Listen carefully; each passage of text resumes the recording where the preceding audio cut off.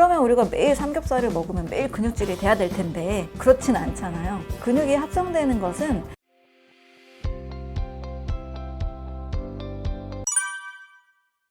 우리는 보통 고기를 먹어야 근육질 몸매가 된다라는 생각을 하고 있는데요. 많은 광고의 결과라고 생각을 합니다. 이제 현대 영양학에서 동물성 단백질을 선택하다 보니까 그런 상식을 갖게 되었는데, 예를 들어서 말씀드리면 우리 소는 엄청 근육질 몸매잖아요. 근데 소는 고기를 먹지 않고 풀을 먹어서 잘 소화시키고 이제 영양소를 만들고 근육을 만드는 거죠. 또 소뿐만 아니라 원숭이도 그렇고 고릴라, 침팬지 이런 동물도 그렇고 기린이나 하마 모두 다 근육이 있잖아요. 근데 이 동물들은 고기를 먹지 않습니다.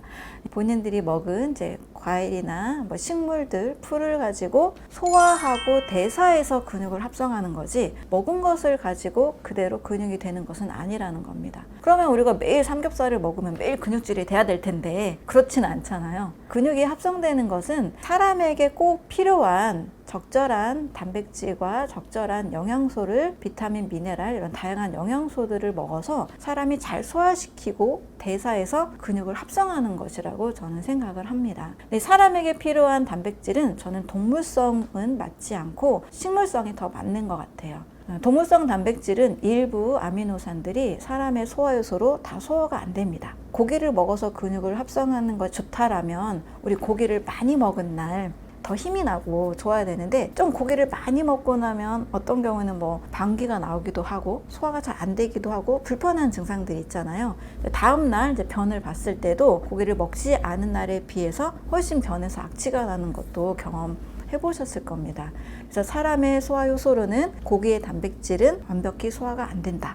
오히려 과식할 경우에 황화수소라든지 암모니아라든지 인돌이나 이런 대사산물로 인해서 그런 악취가 나기도 하고 불편한 증상들을 겪게 될 수 있습니다. 사람에게 맞는 적절한 단백질은 식물성 단백질입니다. 고기가 아닌 이제 과일이나 야채 또는 고구마, 감자, 우리가 주식으로 삼는 쌀, 현미에도 단백질이 다 있습니다. 무려 약 8%에서 많게는 27%까지 식물성 단백질을 함유하고 있는데, 사람이 먹어야 되는 단백질의 양은 사실 그렇게 많지 않아요. 모유를 먹고 무럭무럭 자라나는 갓난 아기들은 우리 성인보다 훨씬 더 단백질이 많이 필요하잖아요. 체조직을 구성을 해야 되니까, 무럭무럭 자라야 되니까.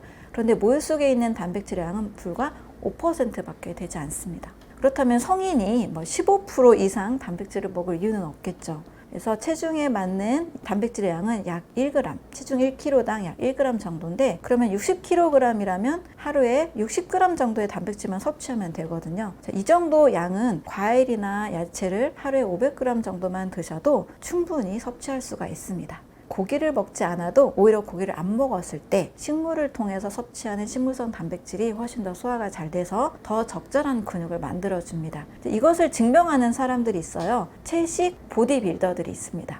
이분들은 이제 거의 우리가 영양가 없어 보인다라는 그냥 과일, 야채, 그런 잡곡 식사를 통해서 충분히 근육을 만들어내고 있습니다. 오히려 근육은 운동을 통해서 이제 근섬유를 찢어서 이것을 이제 재생하는 과정에서 근육이 합성이 되는 거죠. 그래서 적절한 영양소와 운동이 근육 합성에 더 좋은 방법이라고 생각을 합니다.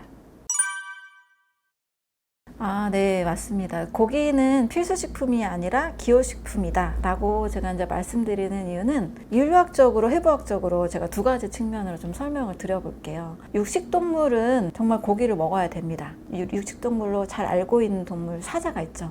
사자의 이 해부학 구조와 이 치아 구조를 보면 정말 육식을 해야만 살 수 있는 모습을 가지고 있어요. 남의 살을 찢어서 먹어야 되잖아요. 그래서 송곳니가 엄청나게 발달해 있습니다. 고기를 소화시켜야 되다 보니까 침샘이라든지 위산이 굉장히 산이 많고요. 또 장의 길이도 체간의 길이에 비해서 1.5배 정도로 매우 짧습니다.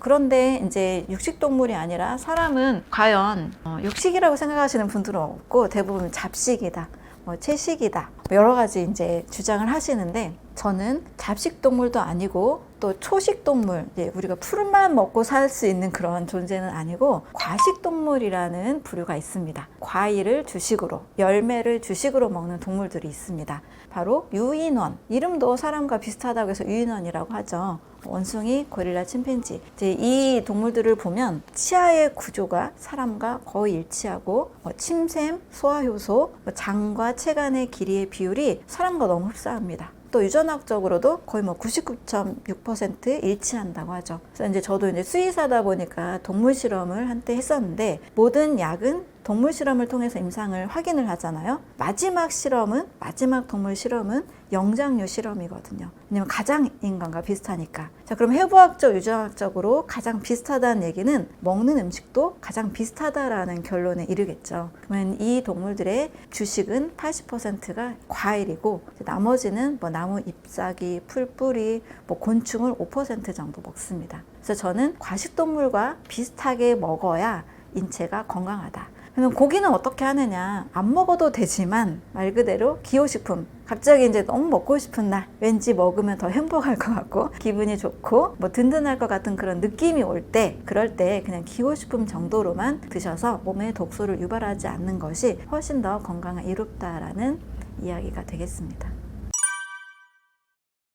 대부분 이제 미국 의사 선생님들이나 미국의 학자인데, 그 중에서 저도 가장 인상 깊었던 이 학자의 연구 결과가 있습니다. 미국 코넬대 이제 교수였던 콜린 캠벨이라는 교수이신데요. 이분은 원래 수의사이시고 수의 축산 쪽에서 단백질을 어떻게 하면 더 많은 사람들이 먹게 할까? 그래서 가난한 나라 아이들까지도 더 건강하게 만들까를 연구했던 분입니다. 자, 그래서 많은 이제 연구 조사를 하다 보니까 오히려 단백질 섭취가 늘어날수록 암이나 심장 질환이나 고혈압, 당뇨 이런 질병들을 너무나 많이 걸리게 된다는 것을 알게 되신 거죠. 이것을 이제 연구한 연구가 대규모 중국 연구, 차이나 스터디라는 건데요. 무려 중국의 2,400개 지역에 8억 8천 명을 대상으로 연구를 한 결과입니다. 표본이 많을수록 그 연구 결과는 훨씬 더 정확하잖아요. 이런 조사를 하다 보니까 단백질의 섭취가 늘어날수록 더 질병에 많이 걸린다라는 데이터를 수집하게 된 거예요. 그래서 이분도 원래 고기의 중요성을 알리려고 했다가 고기를 드시지 않고 거의 과일, 채소, 통곡물 위주의 식사로 바꾸게 되셨습니다. 또 우리 전 클린턴 대통령의 주치의로 알려진 존 맥두걸이라는 이제 의사 선생님이 계시는데요. 이분도 본인이 중풍에 걸린 거예요. 무려 10대에. 근데 그 미국인의 주식이 엄청나게 많은 이제 고기, 이런 가공식품 많이 먹게 되잖아요.